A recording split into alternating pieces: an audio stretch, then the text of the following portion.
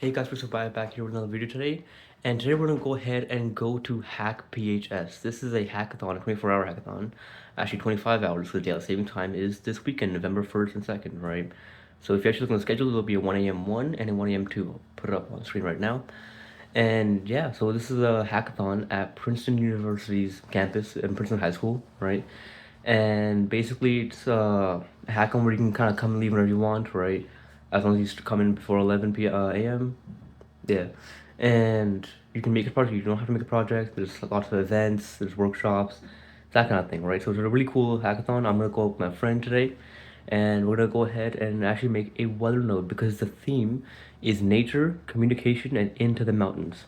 So we're gonna go ahead and try to make a whole weather node without any actual weather sensors because I don't have any. So this will be really interesting, and let's go ahead and get right there. At 9:33 a.m., we finished signing in and walked into the hackathon with these helpful little balloons, kind of like checkpoints in the game, to help us figure out exactly where the actual hackathon was in the school. And this is the venue right here in the cafeteria.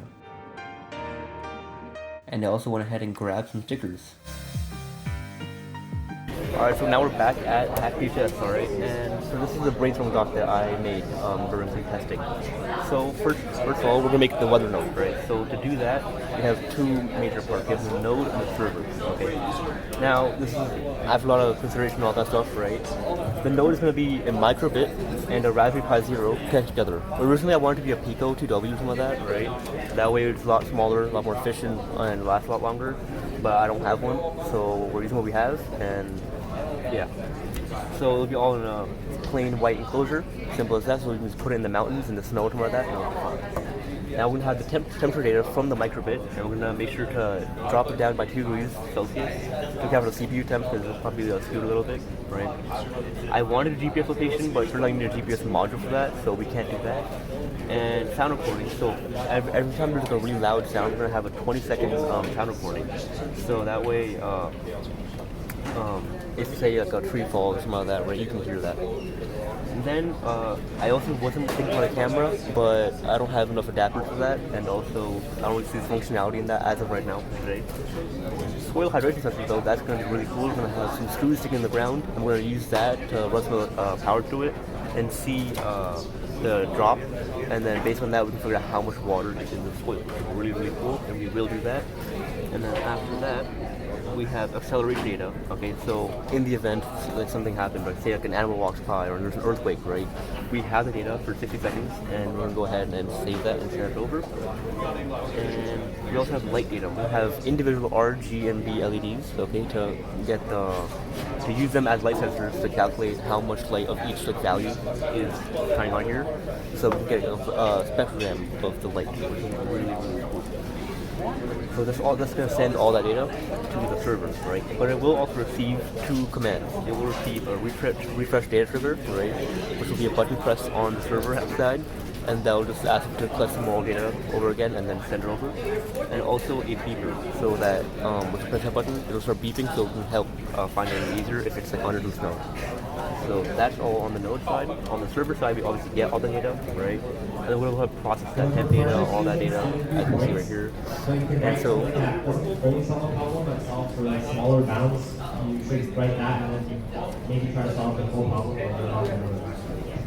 And so we can have the Pi Zero 2W as a server, ideally a better server, but this is all we have right now as well.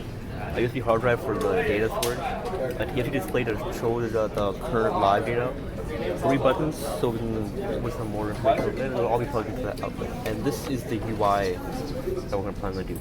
So this is the TFT planning doc essentially, right? This is the default display right here, okay?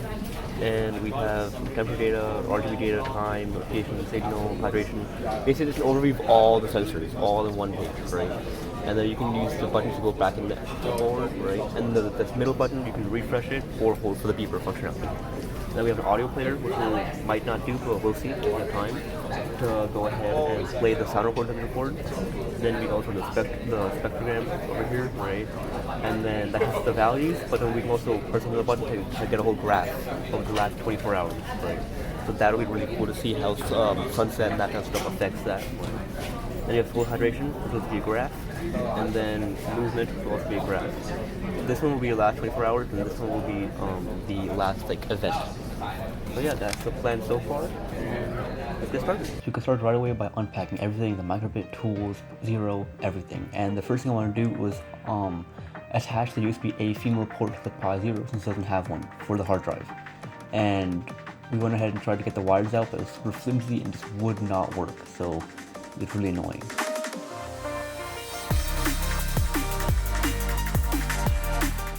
Alright, so now we have to go ahead and had to leave the hackathon because, as you saw, the cable that you're using was kind of breaking apart, and so we're gonna still try to use it if we can, right? But right now we're gonna go to CVS and see if they have any adapters from that we could use for now, just to, because hopefully a thicker wire, because this wire is super thin, really fragile. If not, then we'll have to make do what we have. But let's go ahead and see what they have. All right, so CVS did not have the USB cables, any cables at all, actually, right? So there's actually an office supply store 5 minutes from here. So we're gonna go ahead and walk over there and see if they have cables. Google says they sell cables, so if they have cables, we might be able to find a cable that'll work for us. So yeah, let's go. All right, so we came back from that office supply store. They had USB hubs, but I don't want to buy a whole hub just for this, right? It's kind of a bit much. They didn't have any USB female cables, so that's a bit of a problem. So we're gonna go ahead and try to use what we have because it's really brittle. And the red cable, I think that's the 5-volt cable. That one, it's just like breaking off constantly. It's really short too. So we're trying to cut open it. We don't have a wire stripper though, so without a wire stripper, it's also kind of hard. So yeah, I guess we're gonna go ahead and try to do that again and pray it doesn't break off. And yeah, that's the update. So I actually had the idea of using the connector itself instead of the wire, and I tried doing that, but I ended up cutting myself in the process, and so my finger was a little hurt the entire hackathon. But yeah, Devansh was working on the microbit code while I went ahead and tried to get that USB port working, which took a while.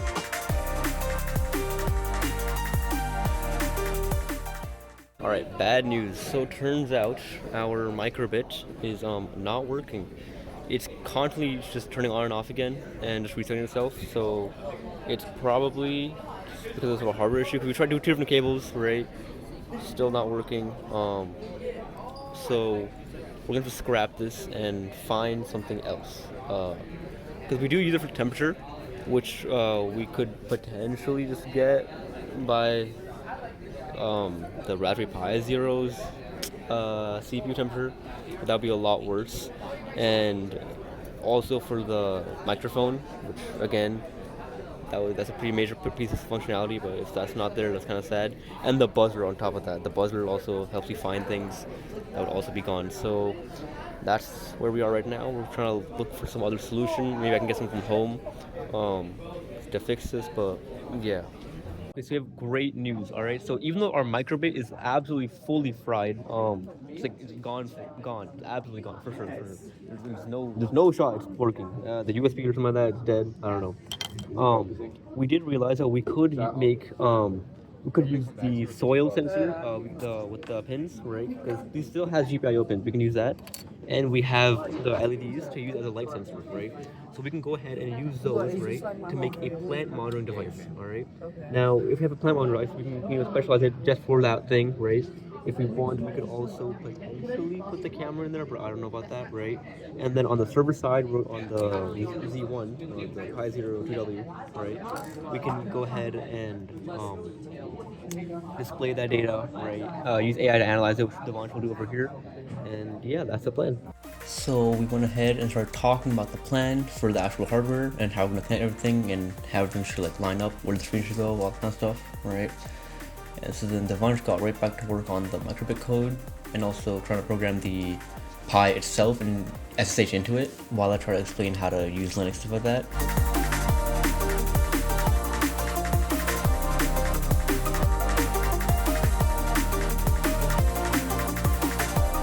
And I'm working on soldering the USB port to the Pi. Right now I'm tinning the wires. Alright, so it's lunchtime. It's 1:34 p.m. right now. It's lunchtime, so I'm eating some pepperoni pizza with a cookie.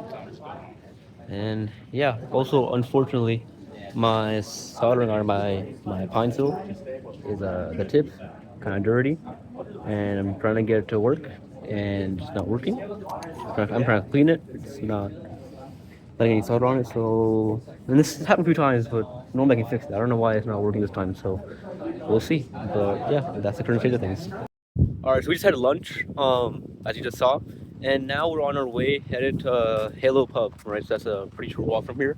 So we're gonna go there. We're gonna get some ice cream or coffee or something like that, and then come back and lock in until dinner. Because there's some workshops on the schedule, but we both decided. Wait, you don't want to do the workshop on the schedule right now, right? Not right now. Yeah. I'll do the one at 6:30. You mean dinner? 6:30 is dinner. I know. No, but like the workshop which is about the HTML and how does programming work of hardware, I'll do that one. Okay. But yeah, I'm not doing any of the things before 6:30. So we're gonna go ahead and get that, and then just sit down and really start working a lot. And hopefully I can get my soldering iron to work. But yeah, that's the least of our concerns. Worst case, we can use like actually no, we do need that to work actually. But yeah, the code should be going on pretty smoothly because this doesn't seem like too complex to do. The hardest part I feel like is gonna be the display. But other than that, I feel like this is pretty doable. So yeah. Alright, so we just came out from Halo Pub, and we both got the hot chocolate float. I got it with the coffee ice cream. What'd you get it with? Choco chip. Yeah. So now we're gonna eat/drink this on the way back, and yeah, start hacking. So here I am actually cleaning up the soldering iron with some scissors while trying to solder on the USB port.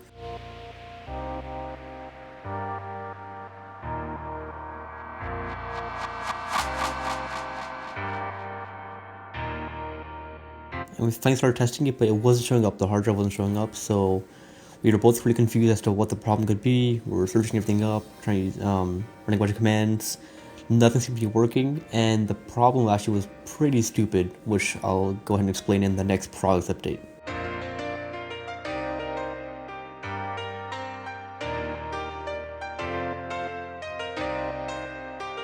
Okay, here we found the drive, but it wasn't actually working. Alright, so it's good news and bad news. So good news is Devansh kind of got the node software working, right? So we haven't tested that yet, but we're gonna go ahead and design the enclosure and get work on that because we need to 3D print the enclosures themselves, right? Now here's the thing. My enclosure gonna take a while to make because that's a server one, and Devansh doesn't really know how to do this stuff, so he's also gonna be learning, and so he's making the node one, and so this will take a while. So we're making it right now because we found out they have an A1 mini here, which is what I also want at Counterspell, so that's really convenient. And so around at midnight, my dad's gonna go ahead and drop off my filament here, so I can use my filament to print out that stuff, right? So the goal is to print things out as soon as possible so that we have time to iterate and all that stuff. And then after we're done designing this and while printing, we can go ahead and work on the code so we can do two things at the same time, right? Another good thing is that I went ahead and got the USB connection working. Turns out it was not a USB issue, right? It was not a soldering issue. It was a software issue. I had to actually initialize the disk, right? I thought it would just list all the disks even if they were initialized, but it turns out you have to actually mount it manually. I kind of forgot about that. So after looking at the USB logs, I did see that it was detecting this thing, and then it looks in the USB devices list, right? It did say Seagate hard drive, so that was all good. And yeah, now I'm gonna go ahead and make my case. He's making his case. I don't know where he put the Raspberry Pi, the one that he was working with. But yeah, for him, it'll be 2 screws, 3 LEDs, a USB battery bank, and the Raspberry Pi 02W in his case. My case will have a hard drive, potentially. We might not have the hard drive on the inside. This TFT, 3 switches like that, a Waymo C3 Mini, and the Raspberry Pi itself. Right? The Waymo is actually going to be for the Wi-Fi because the Raspberry Pi can't connect to and host a Wi-Fi at the same time, right? So the node will connect to the the server Wi-Fi, right? And the server will be making a Wi-Fi network. So this thing is able to go ahead. It's an ESP32 essentially, right? It's able to go ahead and get information from the internet, right? So when we use the GPIO to send a signal to this thing to say, hey, fetch the data, it'll go fetch the data, come back and send that data to the pins and send it back to the Pi, right? So it's like a DIY Wi-Fi card with the ESP32. So that'll be kind of interesting. Honestly, I feel like we're kind of far behind, even though we have what 15 hours left, right? I don't know, because just I know from last time, my last hackathon Conspo, we felt like we were doing really great, and then last thing we realized we had a lot of work to do at the end. So I just don't want to make the same mistake again. So we're trying to work as hard as possible. But yeah, I think soldering wise we're kind of done-ish for now, and we're working on the enclosure, and then after that we're gonna start testing some stuff. So yeah. I just went outside to play spikeball, to touch some grass for 15 minutes. Let's come back and start hacking. All right, let's go.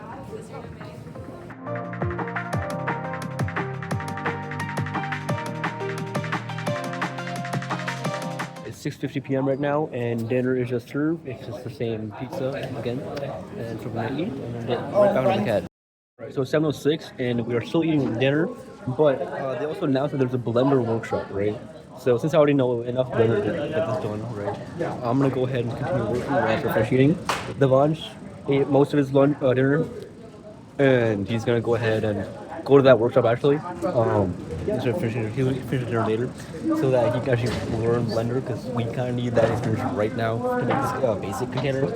Because yeah, it is not going too well for him. So this will be really, really useful. And yeah.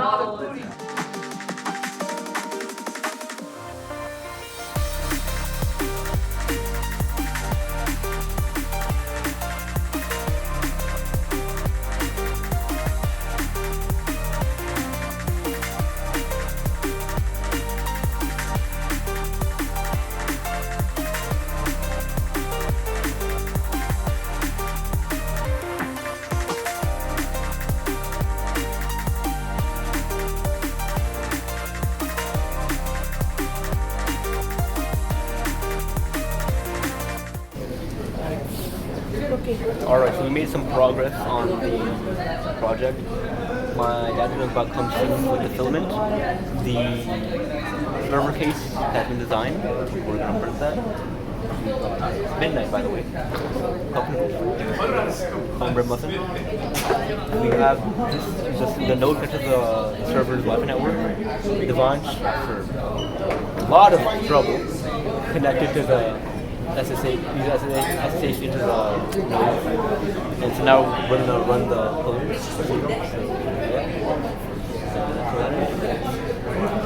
Yeah, 9 more hours left. Well, 10 actually, because it's 1 a.m. 1 and 1 a.m. 2 daylight savings time. So, yeah. So we continue working on the code. With me working on the CAD in the background.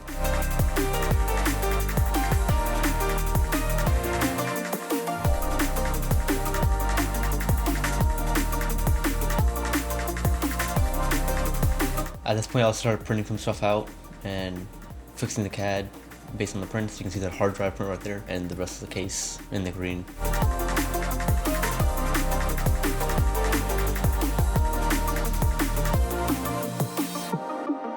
Unfortunately, at some point, I don't know exactly when, the timeless camera, my Pixel 3a, ran out of battery and I didn't plug it in, so there's actually a lot of stuff missing from after 7:45 and also between. In that time you just saw, and within those hours, also a lot of stuff missing there too, with a lot of the printing stuff missing, and assembly, that kind of stuff. But after that, this is the assemble server right here, right, with the screen right at the top with the mountains on the side, right. I had to super glue all this together, the screw holding all together with 3 buttons, and below that is the Raspberry Pi with all the wires in there, and then that is sitting all on top of a little hard drive cage, which goes ahead and plugs into the Pi. And this is the demo we submitted. Alright, so this is our plant monitor. As you can see, it connects to the Wi-Fi towards the IP address, tells you the values, and connects to the server, right? So this is the thing. these three LEDs, right, the blue, red, and green, are light sensors, and these two electrodes, right, go into the soil to go ahead and give you a moisture value, right? And this will be plugged into this battery bank, but we didn't have time to finish the case because unfortunately the printer's a little slow, so there's that. And then this uses Wi-Fi, right? This has a Wi-Fi because it's 32 into here, right? Now this box has a USB hard drive right here, connected to a Raspberry Pi Zero 2W with a modded USB-A female connector, so we can actually connect that. Then it has the TFT display and these three buttons with this mountain theme for into the mountain theme. And unfortunately, we didn't have enough time to get this part working, but we do have it receiving the data and saving it to a CSV file on the hard drive. So if you want, you can go ahead and open it in Excel and have graphs and everything ready to go for you. All right, guys, it is 9:52 a.m. All right, the submission ended at 9 a.m. We submitted that already. And at around 9:30 a.m., the people were starting to come from the public and go ahead and take a demo of our project. A little late right now, but yeah. So right now we actually have a whole presentation kind of going on right here, right? We have the Clayton rock originally, the microwave breaking, the first case that kind of messed up, right? Our actual server case, okay? The presentation, the Waymo C3 that we ended up using, what it should look like in the node, but we couldn't actually get it assembled, and just some background tools and stuff like that to make it look like we actually work and show that, right? So that's the plan. Unfortunately, we only could get it enough for actually gather data and sent it to the device and saved it. We can get beyond that. We can get the display and everything to work because the code took a while, but at least we have some physical things to show, and we know what we're going to do, how we're going to do it. We have lots of pivots and everything, so yeah, that's the plan. Anything you want to say? Yeah, that's what we're giving, and that's what we'll try our best to like talk to them and give the best presentation we can. All right, let's go.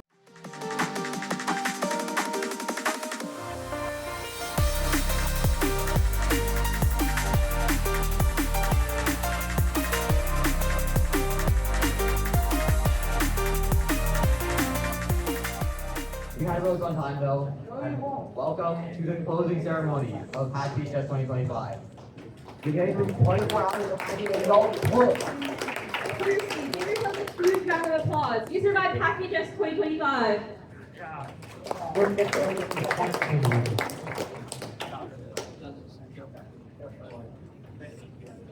We had 94 attendees.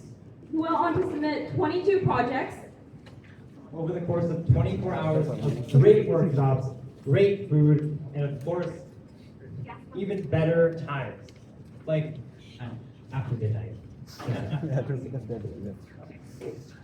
We served just around 239 meals between lunch, dinner, and a massive night snack and breakfast this morning. Between those meals, we held 14 amazing workshops and mini events on everything from pilot to capture the flag. The crowd this weekend came from far and wide. We had teams from over 15 high schools in the greater New Jersey area. And only 30% were for PHS, the lowest percentage in all of years we had data for. The runner-up school, by the way, was Partisan Kennedy Hills with 10% of hackers. Go! So as you all know by now, this year our theme was Into the Mountains, and we saw plenty of projects centered around nature and communication. And damn, y'all ran with it. We saw projects from AI chatbots to Talk to Nate to Stager to everything that could what's my brain is blank or whatever. But your projects were great. We had AI chatbots to find what was in your environment around you. We had AI agents to find how you can best improve your carbon footprint, surveys to compare how your carbon footprint is comparing to others around you. We had all sorts of cool hardware hacks to look at the state, the vitals of plants to help improve our environment in all these great, beautiful ways. You guys really ran with the theme. And you had, most importantly, you had fun building and batching and debugging together and building beautiful projects at Hack PHS 2025. So thank you so much for that.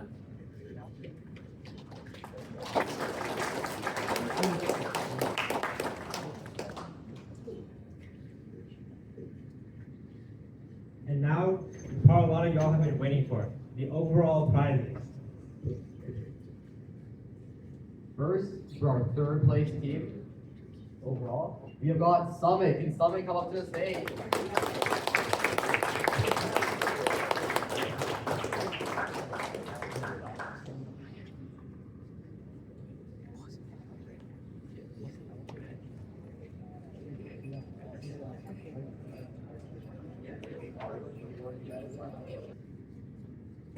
In overall second place, we have Spratshare.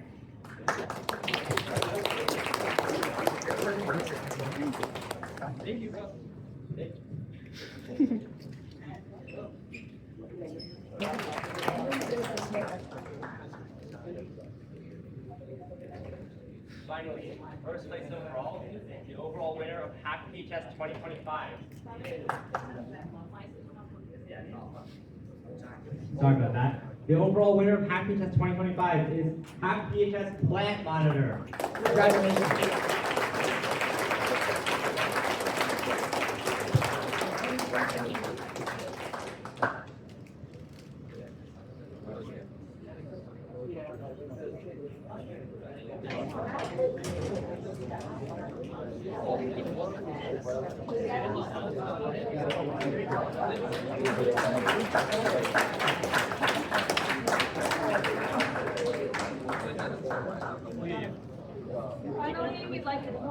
Finally, we would like to thank all of our volunteers and people who have helped make this possible. Wasn't discussed earlier, please hold your applause to the end. We would actually be waiting forever here. Finally, thank you all for coming to Hack PHS 2025, for dealing with our shortcomings as first-time organizers, as the first-year backer mass painted. Thank you all for coming, for building, for packing, and for dealing with us for the past 24 hours. Get a massive round of applause for yourselves. Oh,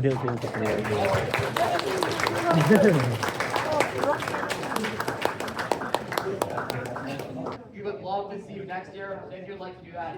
I would do next year. Alright, well, thank you for watching, and I had a really great time at Hack PHS, even though that there were some things that were canceled, such as Mario Kart, and even though things weren't like perfectly smooth, I thought it was really fun. I enjoyed the whole experience, and I thought it was really well organized, given the fact that they came back after a long hiatus. So overall, I think the whole thing was really great. Thank you to the judges, thank you to the volunteers, and thanks to the Hack PHS himself for setting everything up, right? And overall, the experience was just amazing. And also, thank you guys for letting me borrow your A1 Mini. That was super useful.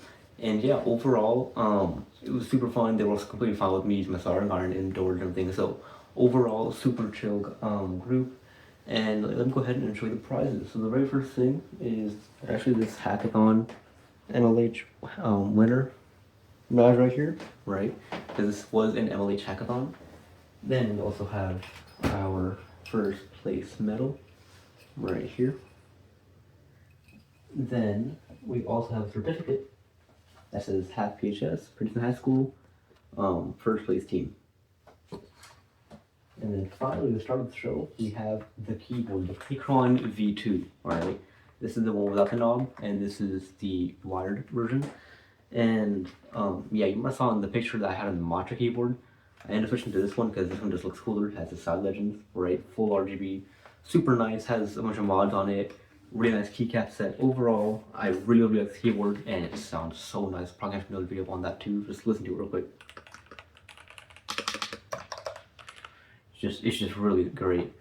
So yeah, I'm actually swapping between this keyboard and my 8BitDo keyboard all the time, which is why I even have a rack on my wall just for this. So overall, amazing prizes, amazing community, and yeah, thank you guys so much for watching. And I'll also go ahead and link down some of the Vansh's either contact or his work down below. And yeah, that's it. Bye.